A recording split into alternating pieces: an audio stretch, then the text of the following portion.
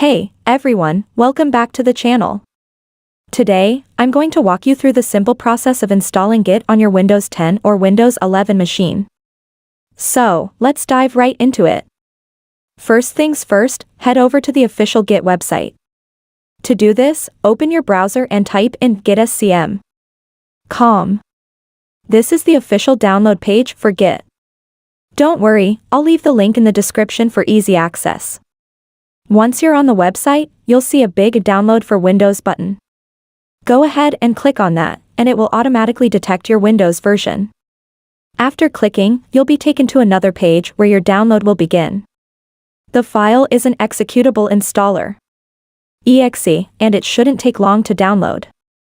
As soon as the download is complete, you're ready for the installation. Alright, now that the file is downloaded, go ahead and click on the .exe file to start the installation. If you see a prompt asking for permission, just click Yes to continue.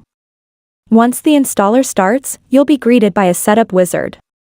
This is where you can configure Git, but if you're new to this, I recommend sticking with the default settings. Just keep clicking Next on each screen until you reach the final step. There's nothing you need to change for the default installation. You might see something like, Git is already installed if you've had it installed before, but if you're installing it for the first time, you won't see that message. Just keep clicking Next, then Install. The installation should take a minute or two. Now that the installation is done, let's check if Git is successfully installed on your machine. First, press Windows +R to open the Run dialog and type cmd to launch the command prompt. To verify, press the Windows key +R, type in cmd, and hit Enter. This will open the command prompt.